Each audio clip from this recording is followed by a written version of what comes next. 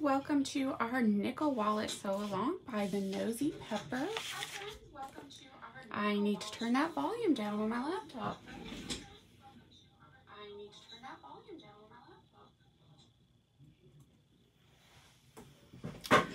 All right, that should be better. I have my laptop open in case any of you pop on. Hi, Julie. I have that open in case any of you pop on and have any questions. So hopefully I can catch those questions live. If not, I will go back and answer those questions when I'm finished. So we're going to sew the nickel wallet by the Nosy Pepper. This is a free pattern, so you can pop over there and grab that if you don't have that already. It is only one page of pattern pieces, and I used my plastic cutting mat again to make my templates. Again, I only did half. I didn't do the full piece. So I did one for the main and one for the pocket. I also marked those notches on the main piece. And then for my vinyl piece, I went ahead and traced, flipped, traced, same for both the main and the pocket. And then the same on my cork pieces, I just made them coordinating. So why do I only do half of the pocket piece on the plastic? It saves on the plastic material itself, so I'm not using a large piece. I'm just using the small piece. Also, if I have a directional print like this one happens to be, I can cut both pieces right side up, both halves of the same pocket right side up, and then I'll just have a raw edge at the bottom. And since we're sewing all the way around, it's no problem for your bottom to be a raw edge as well. I'm not gonna worry too much about it on this piece. I'll make that hummingbird on the front, and then the back you'll see part of her tail, but it's not a huge deal. And again, I'm not gonna worry about it on these crystals. They're they can be interchangeable, sort of right side up and upside down.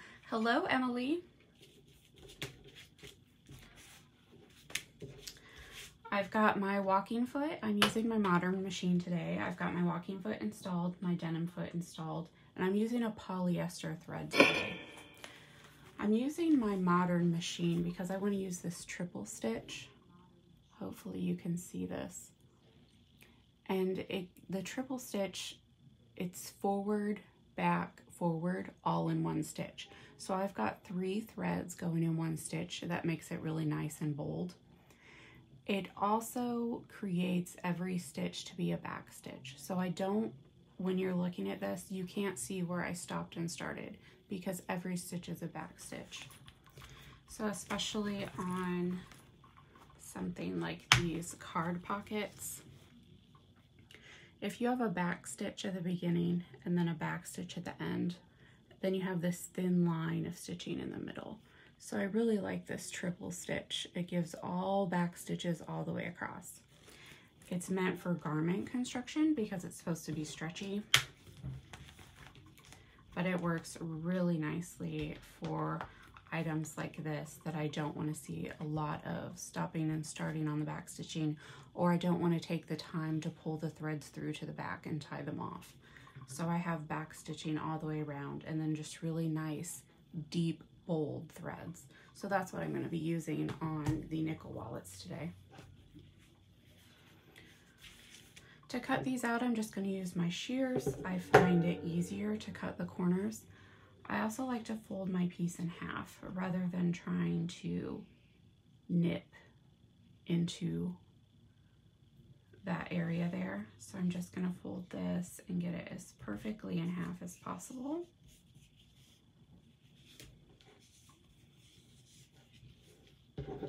And then I'll just take my shears and round that corner, cutting both pieces at the same time. I'll flip it and I'll do the other corner.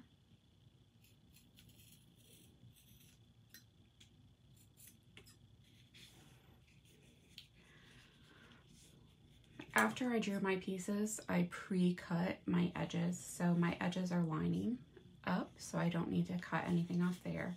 And then I'm just gonna hold it as tautly as possible. You could put clips if you needed to. And I'm gonna cut that top edge.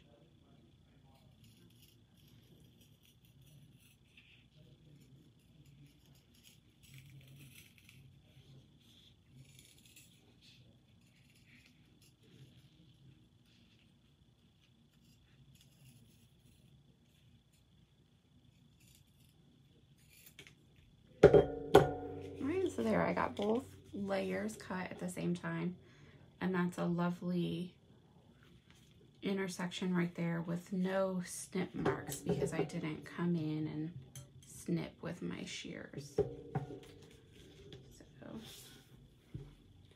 going to go ahead and cut the rest of my pieces.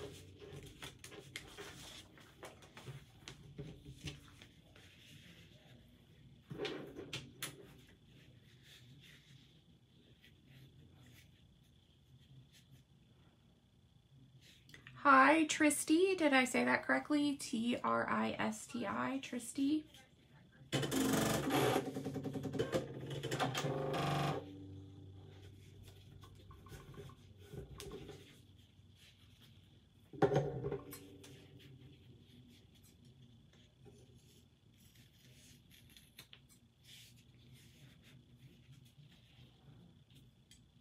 Oh, yay. If you are just popping on, we are working on the nickel wallet, and right now we're just cutting out. I already had mine traced, so you might be a little bit behind me.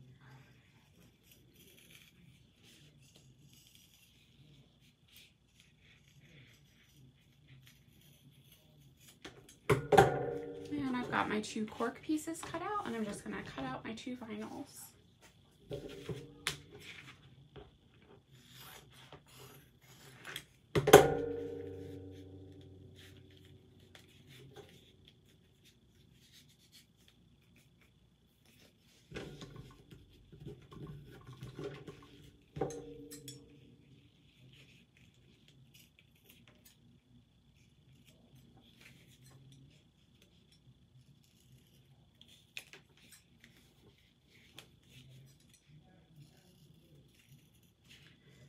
If you can hear that thundering voice coming from the downstairs, that would be my husband. He is on a conference call. He works from home. And unfortunately, he doesn't have an office with a closed door. So we get to hear him echo right up the stairs to where my studio is. I do have a closed door, but if I open the door, it goes right into the stairway. So I don't think we can make out exactly what he's saying. He's just a loud fella. And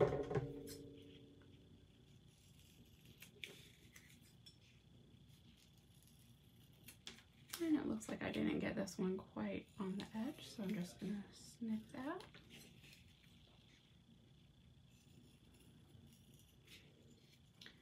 So feel free to ask your questions, whether it's about this wallet we're working on now or any of the wallets that we've done all week. I'll try to get those answered for you.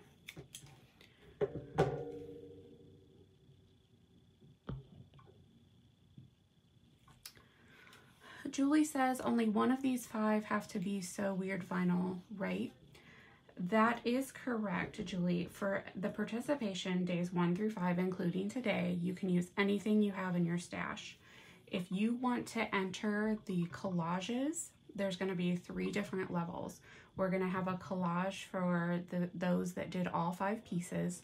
So one of those pieces, or even just one of the pockets on those pieces, needs to be from So Weird. The second collage is 3 or 4 items, and again, just one element in your collage needs to be from So Weird. And the third collage is for only 1 or 2 items. So as long as you have one piece in there that's So Weird, you can enter that collage for the grand prizes. But again, all during the week, everything that we've been doing so far, including today, for your participation, that can be from your stash. That does not have to be So Weird. So just one item in your final collage needs to be from them. I hope I answered that fully for you.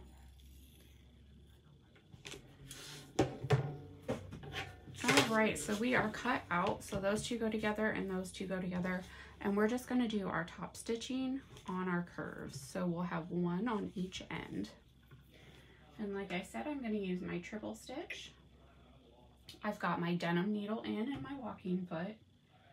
And I'm going to move my stitch length to a 3.5. I need to tell my machine that I have vinyl.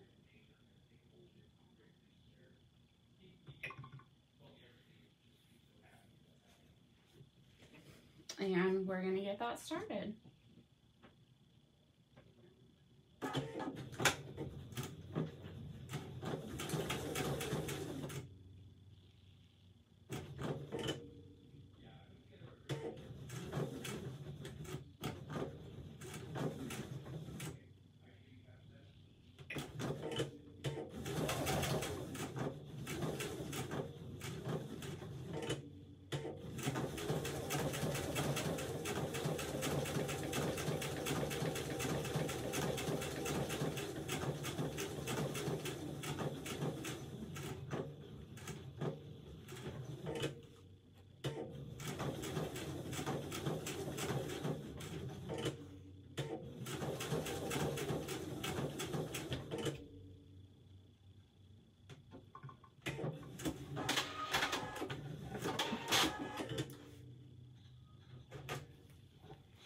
That triple stitch can be a little tricky where you want to stop and start. If you are using it, your needle's going to go down, it's going to go forward, back, and forward, and that's one stitch.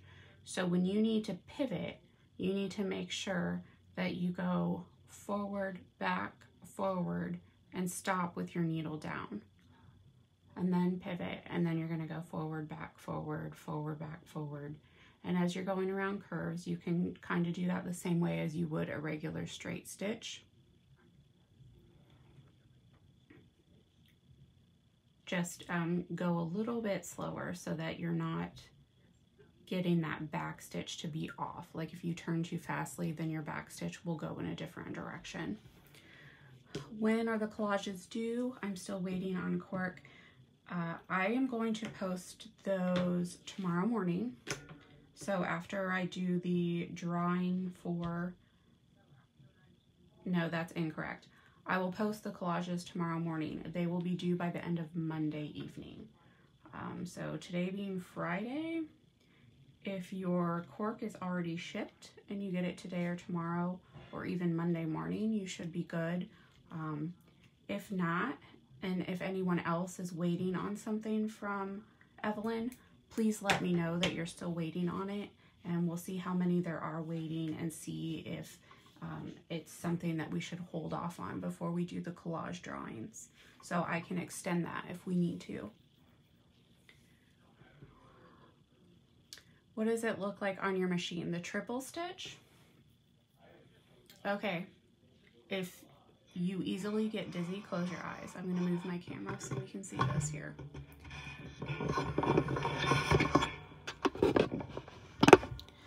So it'll be 2 lines of stitching, and then it'll have like 3 sections, and then it shows a preview of it here. It just shows it boldly because it goes forward, back, forward, forward, back, forward. All right, I'm gonna move you guys again, so close your eyes if you get dizzy.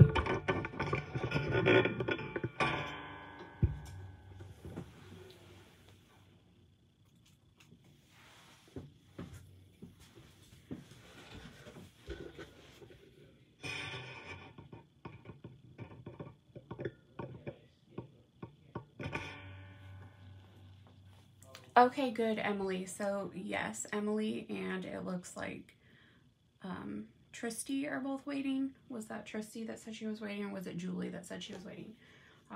Yes, so we may extend it. Right now, I was going to have it set for the end of Monday evening, but we may extend those collages if you're still waiting on pieces.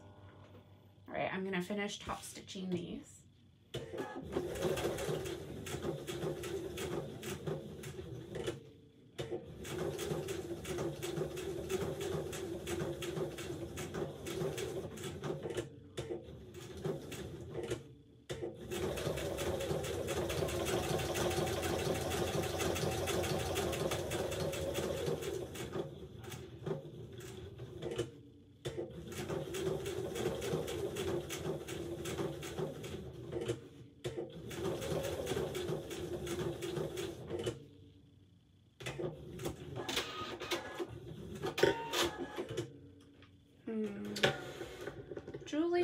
me look around and see what different machines have it.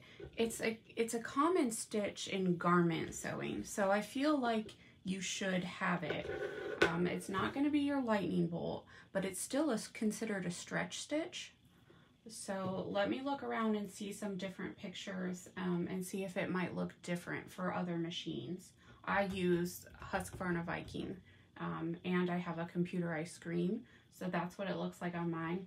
Let me look for some pictures of the ones that have like dials or just like the stitches are in your lid. Let me check on some of those and see if it might look a little different. It could just look like a straight line for you too, because it technically is just a straight line of stitching.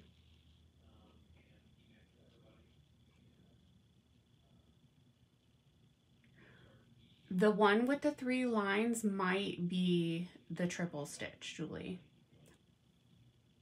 I'm not sure why mine shows 2 for a triple stitch, but technically it's just 1 line of stitching.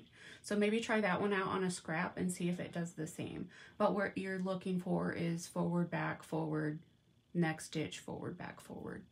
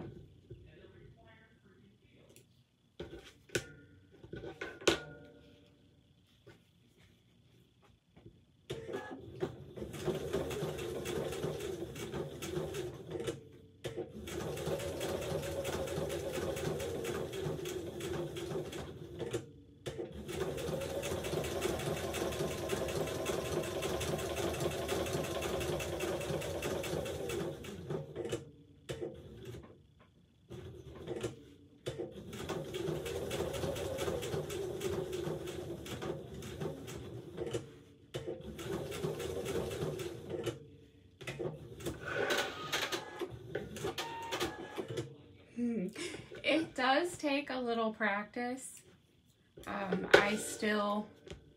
There was one I did here where I didn't stop in time and I couldn't turn yet because it had gone like 1 extra stitch, so I had to finish it going back. So then by the time I got to turn, I was too low. So it's not a simple, like, quick, fast stitch, and it is going to take me a little longer to get all through these because of that. But I do really love how it looks. Let me do one on the cork and I'll compare it to a regular piece that I have finished that wasn't a triple stitch.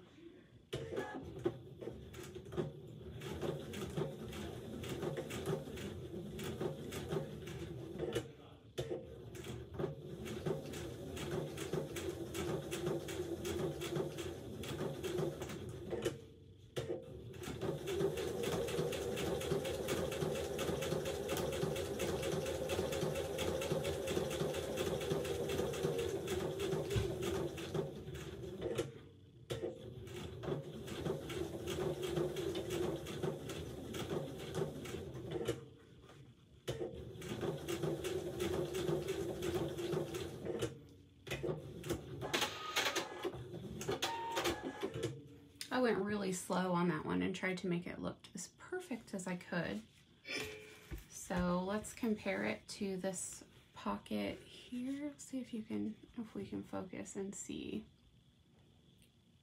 So you can see how the top is sort of bolder because I had to backstitch, and then it's just a regular straight stitch through there, and you can see the stitches, but they're not really like bold and standouty. But then this line, the whole line is just nice and bold. And I love how it really brings out the individual stitches. And like I said, each stitch is locked, so each stitch is a back stitch. So I can stop it and start it wherever I want it and not have to worry about those extra bits of back stitching. All right, I just have 3 more to finish up here.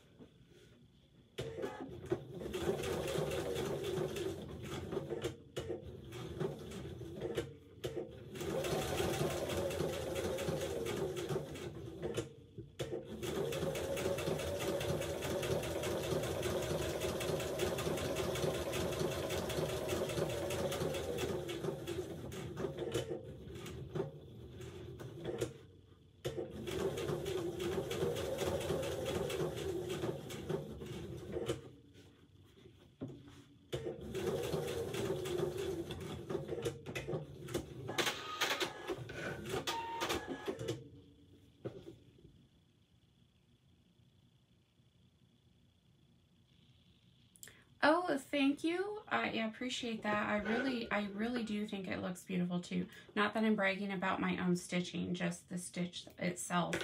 It just brings so much.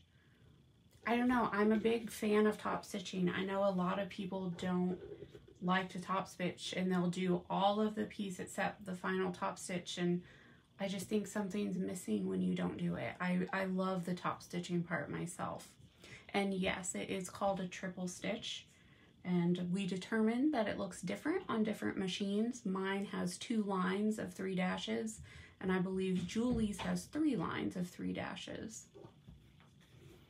It's used in garment sewing, so it is considered a stretch stitch, which is kind of nice for these pockets. This one isn't like that, but when you fill it up, you're not going to pop a regular cotton stitch. I am using polyester thread for these, so when you stuff that pocket full with too many cards, it's going to allow that pocket to stretch out just a little bit. Even though it is cork or vinyl, you can still fit a whole bunch of stuff in there without the regular stitching of the cotton threads breaking on you.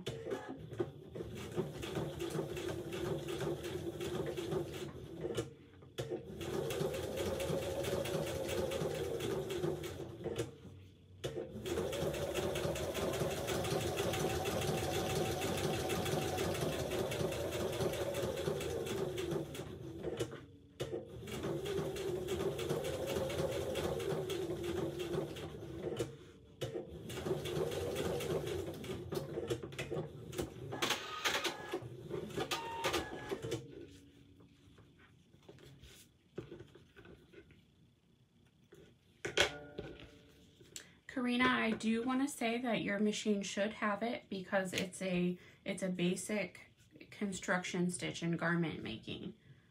So depending on how your machine is laid out, it should be with your stretch stitches or your utility stitches. Okay, so we've got everybody top stitched, top and bottom on the curve part, and we're gonna fold them and put them together. So you want to fold your main in half first and line up all those edges. You can most certainly use double stick tape. I don't want any more thickness in my seams than needed, and you definitely don't want to put it in your pocket area because we want that pocket area to be free. So if you do use it, make sure you're using it only on the edge. And you can trim up afterwards, so if something's not lining up perfectly, we can trim it. And I'm just going to clip the top 2 sections here.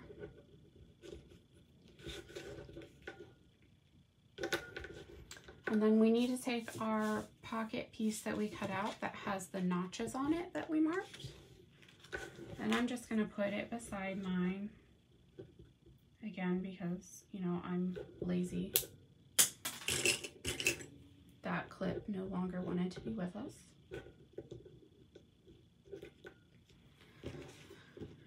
So then we fold our pocket in half the same way.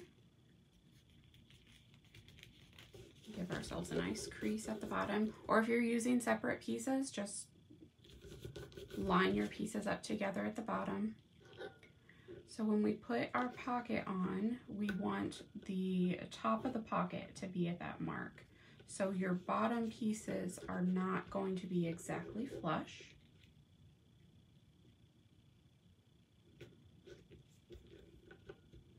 And then we'll just tack on both sides and make sure that we're straight.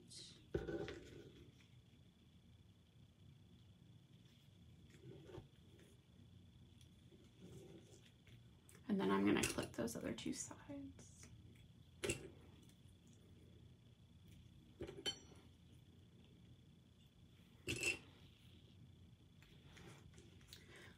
I'm going to top stitch all the way around, so including my bottom. Even though our bottom is folded, if you can't make it all the way around, you can most certainly just do the sides that are exposed. If you cut your pieces individually, you'll see that the bottoms don't all line up, so your pocket comes off of the bottom. That's fine. Just do your top stitching down the side and across your bottom and bring it back up, and that'll pull those 2 bottom pieces together and it'll hide that other pocket inside. If you don't want your cards to slide all the way down in the first pocket, so in the main piece here, you can put a stitch across the center here before you add your pocket on. You can just stick a card in there and decide how far you like it sticking out. And you can just put 3 or 4 stitches right there, and then your card won't go down any further than you want it to.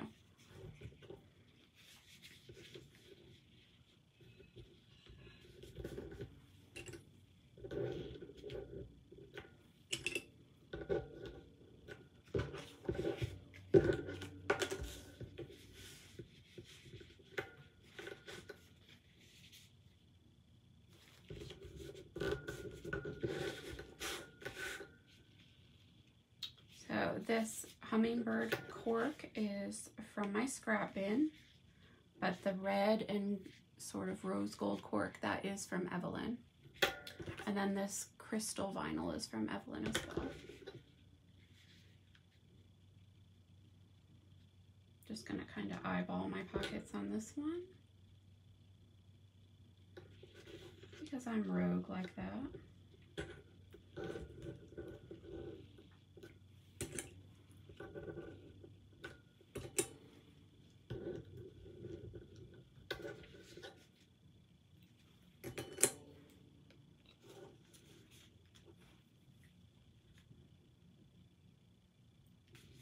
Alright, so I've got those clipped together, my main inside, my pocket outside, and I'm going to top stitch with my triple stitch all the way around.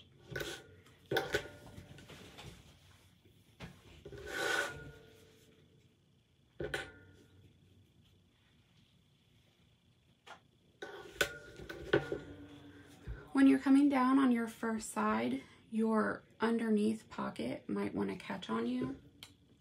So you can have a stiletto handy so that when you're running that through that machine, you can keep smoothing that bottom pocket toward the foot so it's not going to get catched and stuck up under there.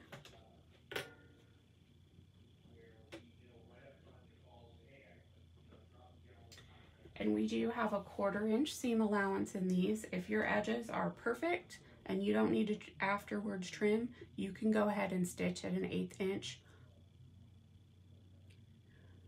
I do myself, I stitch kind of between an 1/8 and a 1/4, and then I trim afterwards.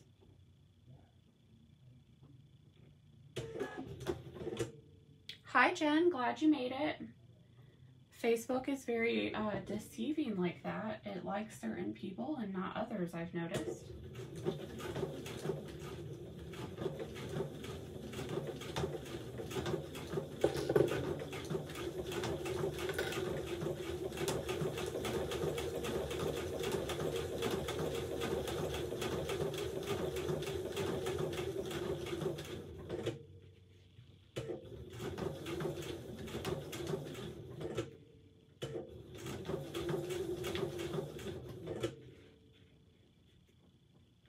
Then because my bottom is sealed and I won't be able to trim that, I am going to go ahead and make sure that the bottom is at 1/8 of an inch.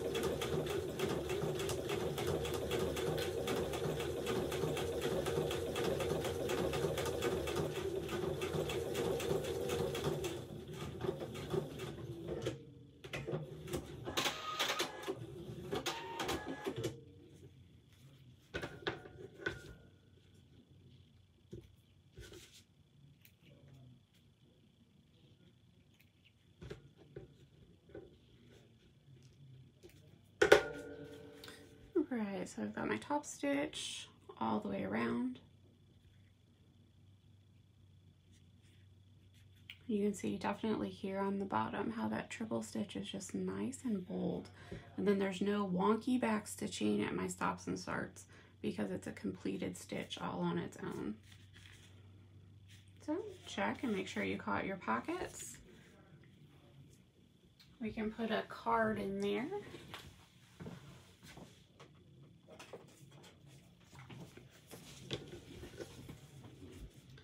Make sure we have plenty of room still.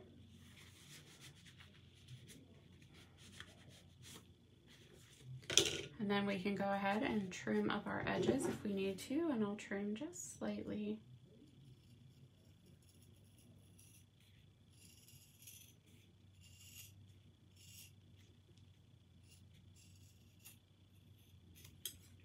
Just to even up those edges.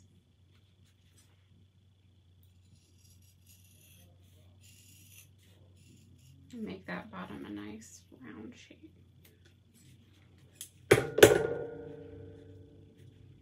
And so all my layers are even. And with my cork, because it's so thin, I just do a layer of Mod Podge on my edges. So it gives it a little bit, you can catch it in the light just as tad, but it's clear. But then all those edges are nice and sealed up. All right, so there's our nickel wallet.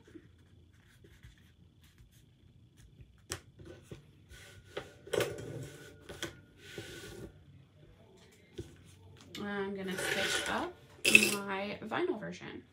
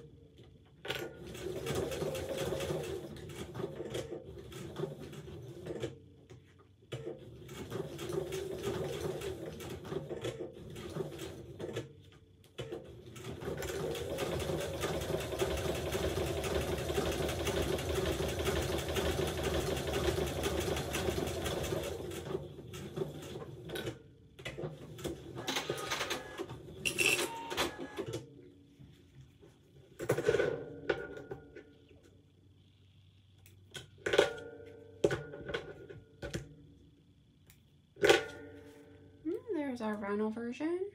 The same triple stitch all the way around. I'll just trim those up a little. Start at the top.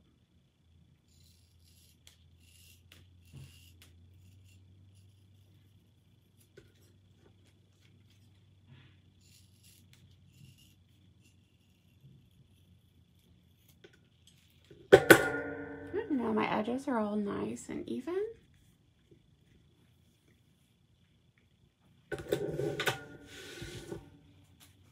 And for my vinyl versions, I will edge paint. And I've had a couple questions on how to do that. It's a process because you have to dry between each coat, so I'm not going to do that live, but I will show you sort of a dry run of what I use. So you'll need an edge roller. This one is from So Full Therapy, and it turns really nicely. It's nice and sturdy in hand, and the ends both come off, so you can clean it and you can get in there and oil your head so it turns. So I use that. I also use one of those spongy sort of brushes that you can get at the hardware store. This one came from Michael's, so it has this plastic handle. And I start with Mod Podge. For my cork, I only Mod Podge because it's so thin and I just want it sealed. And then for my vinyl, it gets in those layers and sort of seals them all together. And I put that on with my sponge brush. I just dip it in and I just kind of sponge on there. Then I let those hang. I have the clips that go on a clothes hanger, so they just sort of hang until they're dry. So I usually do it either in the morning and then I can do another coat in the evening, or I'll do it in the evening and let it dry overnight. My second coat is what's called a base coat dense. I use all Giardini products, and then that'll be with our roller. So we want to stir that. I use a popsicle stick. Stir it gently until you can feel that it's all the same consistency. And then you just dip your roller in, let some of the extra drip, and then you'll just roll those on the edges, right on top of the Mod Podge. After that's dry, your next coat will be your color. They make almost every color, including neons. I only use black and white just to save on storage space. So if it's better suited for a black match, I'll use black. If it's better suited for a white match, I'll use white. And again, you just dip that in there and roll it on. And in between any of these coats, if you get like a drip spot, like from hanging, and you get kind of like a bubble, you can clip that bubble off gently with scissors. You can use a light sanding block to sand between any of the layers, just to get them nice and smooth again before you proceed. Emily, what's the purpose of the Mod Podge? Generally, when you're doing these, a lot of people will recommend that you use 2 coats of the base coat. These are pretty pricey. So I started out using Mod Podge as my base coat and then going directly to my color coat, trying to eliminate sort of a cost there, because you can get Mod Podge you can even get Mod Podge at the Dollar Tree now. But there is a bit of a difference. This is a glue, and I like how it gets in between the layers and kind of like holds all those layers together and just kind of gives it a seal all its own. And I know those layers are basically glued together, so I still continue to use this as my first coat. And then as my second base coat, I use the actual base coat. And this is kind of like a paint primer, or like the base coat if you're painting your nails. It helps for the paint to stick to the item you're using. So it's sort of a buffer in there. So I still continue to use this to eliminate using 2 coats of this and to make sure that everything's good and glued together. So we said we put our color coat on, and then it's highly recommended that you put some kind of gloss on. They do have glossy gloss, they have matte glosses, and this one is an iridescent gloss. And the same thing, you just stir it, dip it in, and roll it on. So this is what that iridescent looks like. You can see how it's kind of shimmery, and that's on top of a black background. So you get kind of a purple shimmer on your edges, but then they're all sealed and you don't have those white glaring edges. So again, that edge painting is totally a preference. You can completely leave all of these items raw. You don't even have to use the Mod Podge if you don't want to. They're all sewn up. It's just sort of to conceal the edges. You can even Sharpie marker these edges. I haven't tried it, so I don't know like the wearability, if it's gonna rub off on anything or not, but I have heard some people say they use Sharpie marker. So there are my two nickel wallets. This is my sterling from the video, all edge painted up. Here is my livre and cork. My kids stole my vinyl ones already because they had those fun crystal zippers on them. But this is just coated in Mod Podge.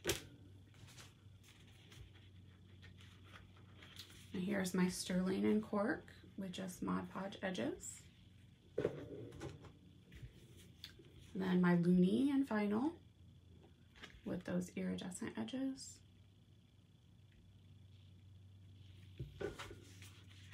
And my loonie and cork, just the Mod Podge clear edge. And then again, my $50 are the same. The iridescent paint and then the Mod Podge edges. So now I have all of these wonderful stocking stuffer gift card holders. I can just pop them in a drawer and I've got a last minute gift. So thank you guys for hanging out with me today. Everybody that commented during the video will receive a sticker, so I will reply to your comments and you can message me your address and I'll send you a random sticker from Evelyn's stash of stickers that she sent for the sew along. And if you have, oh, you are so welcome. I enjoy doing them so much. I have so much fun. I'm gonna sit here and do it anyway, so I may as well talk out loud about it, right? If you guys have any questions on any of the wallets, you can go to that question and answer post and I will answer them best I can. I hope you had fun and I'll get those collages posted for over the weekend. Don't forget to post your nickel wallets on the day 5 post. We have one more participation drawing to draw for that tomorrow. All right, see you soon.